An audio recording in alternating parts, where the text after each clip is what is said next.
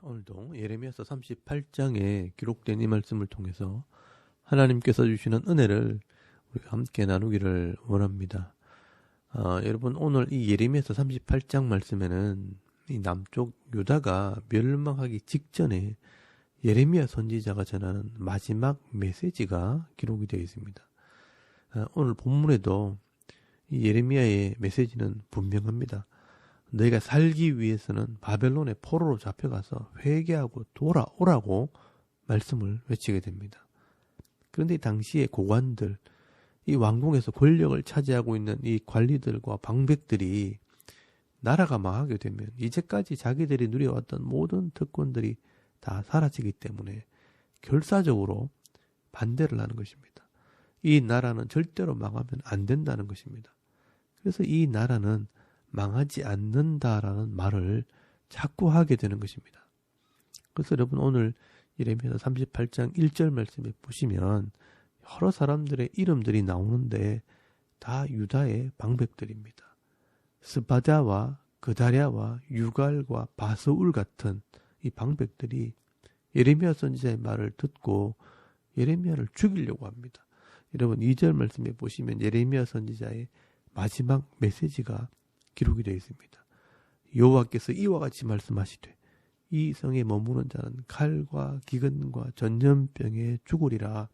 그러나 갈대아인에게 항복하는 자는 살리니 그는 노량물을 얻음같이 자기의 목숨을 건지리라 라고 말씀을 합니다. 이 말을 들은 이 유다의 방백들과 고관들은 이 나라는 망하면 안 된다고 목소리를 높입니다. 여러분, 4절 말씀에 보시면 이에 그 고관들이 왕께 아뢰되 이 사람이 백성의 평안을 구하지 아니하고 재난을 구하오니 청하건대 이 사람을 죽이소서. 그가 이와 같이 말하여 이 성의 남원 군사의 손과 모든 백성의 손을 약하게 하나이다 라고 왕을 찾아가 호소를 하게 됩니다. 여러분, 이 모습이 나라를 위한 충신 같지만 사실은 자신의 이익을 구하는 자들입니다. 여러분, 이 모습이 오늘날 우리나라의 이 정치인들 같지 않습니까? 나라를 위하는 척 하면서 사실은 자기 유익을 구하는 것입니다. 그런데 이 당시에 이 왕도 이 신하들의 말을 거절하지 못합니다. 그래서 너희들이 마음대로 해라 하면서 예레미야 선지자를 신하들에게 내줘버립니다. 여러분, 5절 말씀에 보시면 시드기야 왕이 이르되 보라, 그가 너희 손안에 있느니라. 왕은 조금도 너희를 거스를 수 없느니라 하는지라 라고 말씀을 합니다. 여러분, 이 말은 내가 무슨 힘이 있어서 그대들을 반대하겠소. 당신들이 원하는 대로 하시오 라고 말하는 것입니다. 여러분, 이런 분위기를 보면 이 시드기야는 아마 신하들에게도 존경을 받지 못하고 있다는 것을 알 수 있습니다. 나라가 망하게 되어도 왕으로 할 수 있는 것이 아무것도 없기 때문에 신하들의 말을 듣고도 아무 소리를 하지 못하는 것입니다. 그래서 예레미야 선지자는 6절 말씀에 보시면 방백들에 의해서 말기야의 집에 있는 구덩이 감옥에 던져지게 됩니다. 이 바스울의 아버지 집에 있는 이 감옥에 던져지게 되는데 이 감옥은요, 고관들의 집에 있는 감옥입니다. 이스라엘에는요, 비가 오면 물을 저장하기 위해서 구덩이를 파두는데 이 중죄를 지은 사람들을 가둘 때 이 구덩이를 감옥으로 사용을 하는 것입니다. 그래서 예레미야 선지자는요, 줄로 달아 내려서 이 구덩이에 들어가게 되는데 그때 하필이면 이 그 구덩이에는 6절 말씀에 보시면 물이 마르지 않는 진창으로 되어 있었습니다. 여러분, 요세푸스라는 역사의 책의 기록에 보면 그 진창이요, 목까지 올라왔다라고 기록을 하고 있습니다. 이 예레미야 선지자를 이런 감옥에 집어넣는 것은 추위와 굶주림으로 죽게 만들겠다는 것입니다. 그래서 예레미야 애가서 3장 55절 말씀에 보시면 이 예레미야가 과거를 회상하면서 기록한 내용을 읽어보면 여호와여, 내가 심히 깊은 구덩이에서 주의 이름을 불렀나이다 라고 기록을 하고 있는 것을 보게 됩니다.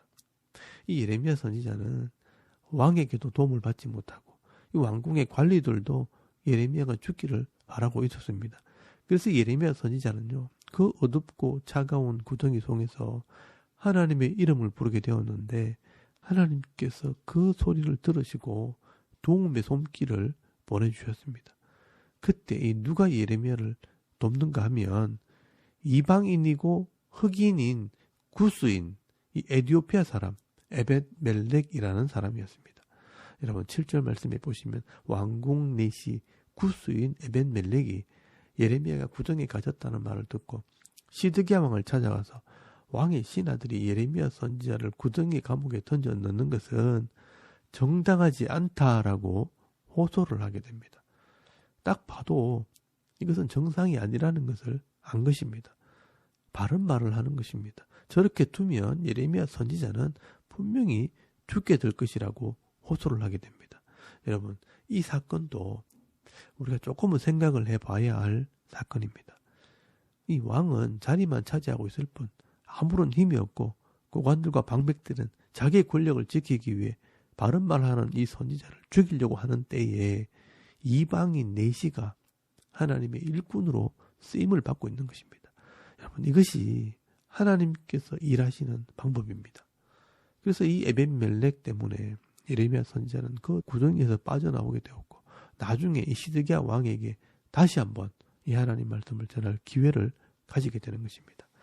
저는 이런 모습을 보면서 오늘 우리나라도요, 이만큼 유지가 되고 돌아가는 것은 국회의원들이나 권력을 가진 자들이나 이 대기업을 경영하는 기업가들 때문에 이 나라가 돌아가는 것이 아니라 지금도 가장 낮은 자리에서 묵묵히 자기의 일을 감당하고 있는 이런 노동자들이나 백성들 때문에 이 나라가 지금 유지되고 있다고 생각을 합니다.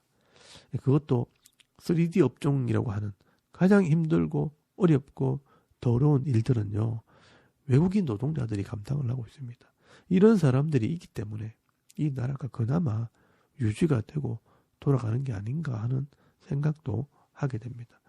그래서 우리가 절대로 자만하거나 교만해지면 안 되는 것입니다.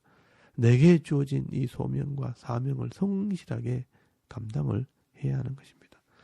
어쨌든 이 예레미야 선지자가 살아나게 되었을 때 이 시드기야 왕은요, 마지막으로 이 예레미야 선지자를 비밀리 부르게 됩니다. 그리고 혹시 내게 주시는 이 하나님 말씀이 있는지를 물어보게 됩니다.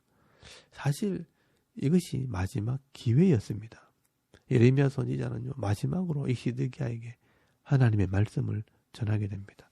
여러분 17절부터 18절까지 말씀해 보시면 예레미야가 시드기야에게 이르되 만군의 하나님이신 이스라엘의 하나님 여호와께서 이와 같이 말씀하시되 네가 만일 바벨론 왕의 고관들에게 항복하면 네 생명이 살겠고 이 성이 불사름을 당하지 아니하겠고 너와 네 가족이 살려니와 네가 만일 나가서 바벨론의 왕의 고관들에게 항복하지 아니하면 이 성이 갈대아인의 손에 넘어가리니 그들이 이 성을 불사를 것이며 너는 그들의 손을 벗어나지 못하리라 하셨나이다 라고 말씀을 합니다.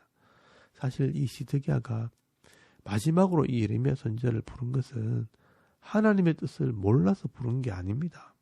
이 예레미야 선지자가 지금까지 이 요시야 시대부터 40년 동안 전한 말씀은 이 나라가 바벨론에게 망하니까 항복하라는 것이었습니다. 이것이 하나님의 계획이라는 것입니다. 그런데 이 시드기야가 또 묻는 것은 자기가 바라는 대답을 듣기 위해서입니다. 나라가 망하지 않고 내가 포로로 잡혀가지 않는 방법을 알려달라는 것입니다. 이것이 바로 자기 고집이고 교만이고 불순종이라는 것입니다. 그래서 이 시드기야가 19절 말씀해 보시면 자기 마음에 있는 말을 합니다. 시드기야 왕이 예레미야에게 이르되 나는 갈대아인에게 항복한 유다인을 두려워하노라. 염려하건대 갈대아인이 나를 그들의 손에 넘기면 그들이 나를 조롱할까 하노라 하는지라 라고 말씀을 합니다. 지금 이 시드기야는요, 하나님을 두려워하는 것이 아니라 사람들을 두려워하고 있는 것입니다. 이 시드기야는 눈에 보이지 않는 이 하나님보다는 지금 내 눈에 보이는 이 사람들이 더 두려운 것입니다. 하나님 말씀보다는 사람들의 목소리가 더 겁나는 것입니다. 여러분, 이게 바로 불신앙입니다. 왕인 내가 항복하면 먼저 포로되어 간 백성들이 나를 조롱할 것이라. 나라를 지키지 못하고 이 백성들을 고통에 빠뜨린 왕이라고 조롱당하는 것이 두렵다는 것입니다. 그래서 예레미야가 말합니다. 여러분 20절 말씀에 보시면요.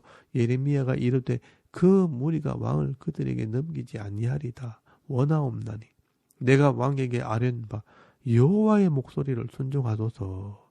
그리하면 왕이 복을 받아 생명을 보존하리이다. 그러나 만일 항복하기를 거절하시면 여호와께서 내게 보이신 말씀대로 되리이다. 라고 말씀을 하는 것입니다. 여러분 지금 이 왕이 생각하는 것은 지극히 인간적인 생각이라는 것입니다. 그런데 이 믿음의 눈이 없을 때 이게 보이지 않습니다. 사실 이 바벨론에게 항복을 하고 왕으로서의 자존심만 좀 내려놓으면 예루살렘 성도 지킬 수 있고 성전도 무너지지 않습니다. 그리고 백성들은 살아서 바벨론으로 이주하게 되는 것입니다. 그런데 이 불순종함으로 바벨론을 대적하게 되면 결국은 전쟁을 통해서 성은 무너지고 성전은 불타고 백성들은 죽임을 당하게 되는 것입니다. 이런 시드기야의 마음을 조금 쉽게 설명을 하면 어린아이가 높은 나무에서 올라가서 놀다가 너무 높은 곳에 올라가 두려워 떨고 있습니다. 아버지가 이 아이를 보고요. 나무 밑에 서서 내가 받아줄 테니까 믿고 뛰어내려라 하면서 손을 벌리고 있습니다. 이 아이는요. 그냥 그 아버지 말을 믿고 뛰어내리면 안전하게 내려올 수 있는 것입니다. 그런데 이 아이가요. 아버지를 믿지 못하게 되면요. 다른 생각을 하는 것입니다. 내가 스스로 할 수 있어. 다른 아이들이 나를 바보라고 놀릴 거야 하면서 아버지를 믿지 못하고 다른 사람들의 시선 때문에 아버지 말을 듣지 않고 스스로 뛰어내리게 되면요. 크게 다치거나 목숨을 잃게 되는 것과 마찬가지입니다. 여러분 이 이스라엘은 하나님과 언약한 백성들이기 때문에 하나님께 순종하게 될 때 반드시 복을 주시고요. 회복시켜 주시는 것이 하나님의 약속입니다. 그러나 그 하나님도 믿지 못하고 이 하나님의 약속도 믿지 못하고 자기 자존심만 생각을 하고 주위 사람들에게 조롱당하는 것에 관심이 있다면 결국 멸망의 길을 가게 되는 것입니다. 스스로 문제를 해결하려고 하다가는 수치와 부끄러움을 당하는 것입니다. 우리가 볼 때는 이 시드기야가 왜 이렇게 미련하고 어리석은가라고 생각을 할 수 있지만 근데 사람들이요. 그런 상황에 몰리게 되면 사실 아무것도 보이지 않는 것입니다. 결국 이 시드기야는요. 역사 속에서 어떤 결정을 하는가 결국은 하나님의 뜻을 분별하지 못하고 불순종의 길을 간 왕으로 역사는 기록을 하고 있습니다. 여러분 역대하서 36장 11절에서 13절까지 말씀해 보시면 시드기야 왕위에 오를 때 나이가 21세라 예루살렘에서 11년 동안 다스리며 그의 하나님 여호와 보시기에 악을 행하고 선지자 예레미야가 여호와의 말씀으로 일러도 그 앞에서 겸손하지 아니하였으며 또한 느부갓네살 왕이 그를 그의 하나님을 가리켜 맹세하게 하였으나 그가 왕을 배반하고 목을 곧게 하며 마음을 완악하게 하여 이스라엘 하나님 여호와께로 돌아오지 아니하였고라고 기록을 하고 있는 것을 보게 됩니다. 이 시드기야 왕은요 겸손하지도 않았고 완악했다라고 기록을 하고 있습니다. 여러분 잠언 말씀해 보시면요 너의 행사를 여호와께 맡기라 그리하면 네 길을 인도하시리라 라고 말씀을 합니다. 근데 이 믿음이 없으면 전체를 보는 이 통찰력이 없습니다. 그래서 자기밖에 안 보이는 것입니다. 자기가 스스로 왕위를 지키려고 하다가 결국 다 잃어버린 자가 되어버렸습니다. 여러분 그의 선조였던 다윗은요 고백하기를 시편 18편 30절 말씀에 보시면 하나님의 도는 완전하고 여호와의 말씀은 순수하니 그는 자기에게 피하는 모든 자의 방패시로다라고 말씀을 하고 있습니다. 여러분 오늘 우리는요 이 시드기야의 모습을 보면서 역사의 교훈을 삼기를 원합니다. 하나님의 말씀대로 순종하는 것과 나의 욕심과 이 세상의 시선이 부딪혔을 때 내가 과연 어떤 것을 선택하는 것이 지혜로운 삶인가? 어떤 것이 더 가치 있는 삶인가? 여러분은 내 욕심이나 이 세상의 시선보다는 하나님 말씀을 따라감으로 정말 하나님께는 영광이 되고 내 삶에는 평안과 기쁨이 있는 삶을 사실 수 있길 바랍니다. 오늘 이 하루 삶을 살아갈 때 세상의 소리와 사람들의 말에 현혹되거나 흔들리지 마시고요. 이 하나님 말씀을 따라 믿음으로 결단하고 순종하며 나아갈 때 하나님께서 막아주시고 지켜주시고 보호해주시는 은혜로 말미암아 늘 이기는 자의 삶을 살아가는 저와 여러분의 이런 영적인 삶의 모습이 되실 수 있기를 주의 이름으로 축원합니다. 아멘. 우리 잠깐 기도드리겠습니다. 오늘 세상이나 사람에게 휘둘리기보다 말씀 위에 서 있는 성도가 되게 없어서 우리나라와 이 백성들이 하나님을 경외하도록 자신의 본분을 다하는 백성이 되도록 또 여러분의 가정과 자녀들의 믿음을 위해 개인의 기도 제목을 따라 기도하고 오늘 하루 삶을 또 시작할 수 있기를 바랍니다. 다 같이 우리 하나님께 한번 기도드리겠습니다. 살아계신 하나님 은혜를 참 감사합니다. 오늘 아침에 하나님을 우리가 예배하게 하시고